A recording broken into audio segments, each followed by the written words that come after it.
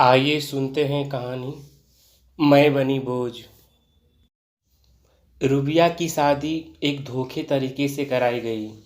रूबिया के पिता को बताया गया कि लड़का का नाम चेतन है और वह पढ़ा लिखा नहीं है, मगर घर के काम वह अच्छे से करता है।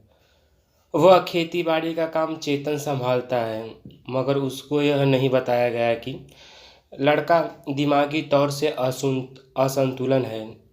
रूबिया के पिता ने सोचे कि चलो, बस लड़का पढ़ा लिखा नहीं है मगर घर का काम काज तो करता है। रूबिया के पिता को रिश्ता मंजूर हुआ। वे शादी रूबिया की करा दिए। दोनों की शादी हो जाने के बाद रूबिया अपने ससुराल आई। पहले तो वह सब कुछ ठीक था, मगर चेतन उसे मारना पीटना शुरू कर दिया। चेतन छोटी छोटी बातों को लेकर मारता था। चेतन के घर वालों को पता चला तो चेतन के माता पिता उसे समझाया बुझाया तो कुछ महीनों तक तो अच्छा चला। इसी बीच रूबिया ने एक प्यारी सी बच्ची को जन्म दिया, पर वह बच्ची हमेशा बीमार रहती थी। इसके बीमार की वजह से उसके शरीर का विकास अच्छी तरह से नहीं हो पाया। उस बच्ची का नाम पारुल रखा गया। पारुल के हमेशा बीमार की वजह से उसके सास ननद उसे हमेशा ताना भरी बातें दिया करती थी। न जाने कौन सी कैसी बच्ची को पैदा की है कि वह हमेशा बीमार ही रहती है। हमारा सारा पैसा उसके दवा में खर्च हो गया। यह ताने सुनकर रूबिया पूरी तरह से टूट चुकी थी। अब उसको समझ में नहीं आता कि वह क्या करे, और बाद में अपने मायका चली आई। उसने पारुल को बहुत दवा दारू कराया, पर वह ठीक न हो पाई। अब पारुल बोझ सी बन गई। रूबिया सोचने लगी कि अगर मैं अब फिर से ससुराल लेके गई तो वही बातें मेरे को दोबारा से सुनने को मिलेगी। अब क्या करूं? यह तो लड़की है, अगर इसी तरह से रही तो मेरे को घर वाले ताना देकर जला डालेंगे। रूबिया उस बच्ची को एक साधु के झोपड़ी में छोड़कर चली आई और अपने घर वालों को बता दी कि मैं कुंभ के मेले में स्नान करने के लिए गई थी। मैं सामान खरीद रही थी पूजा के लिए। बच्ची को एक तरफ रख कर न जाने कौन बच्ची को उठा ले गया। रूबिया के घर वाले उसे थोड़ा सा डांट लगाए, वो भी दिखावा के लिए। रूबिया अपने सीने पर पत्थर रख ली। कुछ दिनों तक तो रूबिया ने रोती रही। उसका जी करता कि जाऊं उस पारुल को उठा लाऊं, पर अपने घर वालों की यातना की वजह से पीछे हट जाती। अपने कलेजों को किसी तरह करके मना लिया। उधर साधु की पत्नी ने उस बच्ची को देखा तो बोली, राम राम राम। वह कैसी माँ है जो अपने कलेजे को छोड़कर चली गई। बच्ची भूखी थी, वह जोर जोर से रो रही थी।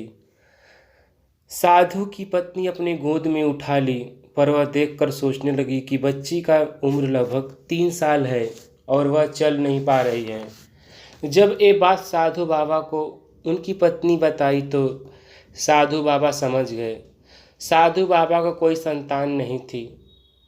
उन लोगों ने सोचा कि शायद हो सकता है भगवान संतान के रूप में यह बच्ची को भेजा है।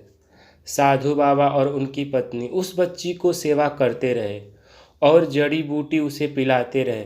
धीरे धीरे उसके सेहत में सुधार आता गया और वह बच्ची अच्छे से धीरे धीरे चलने लगी।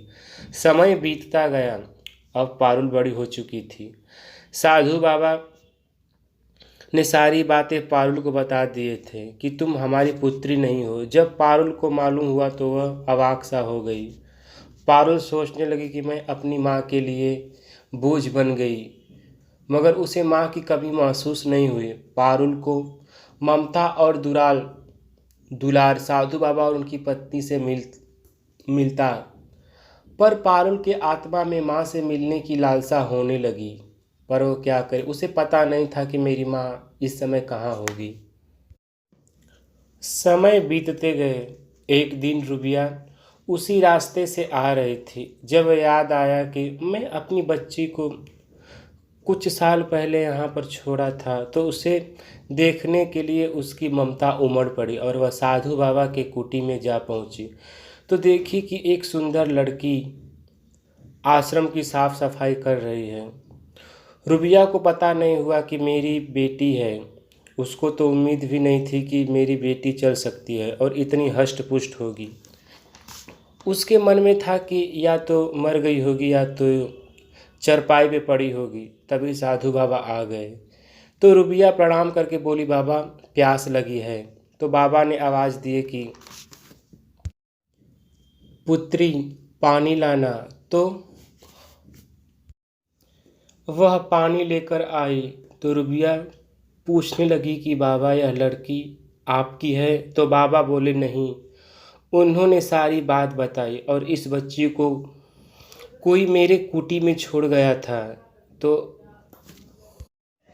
उसके गले में तामीज, उसके कपड़े तावल और उस समय सारी चीज़ें रुबिया को दिखाए। तो उसके आंखों में पानी भर गया और बाबा को प्रणाम करके चली आई। धन्यवाद। अगर कहानी आपको अच्छी लगी तो हमारे चैनल को लाइक सब्सक्राइब कर दीजिए, शेयर कीजिए तथा कमेंट कीजिए कि हमारी कहानी आपको कैसी लगी।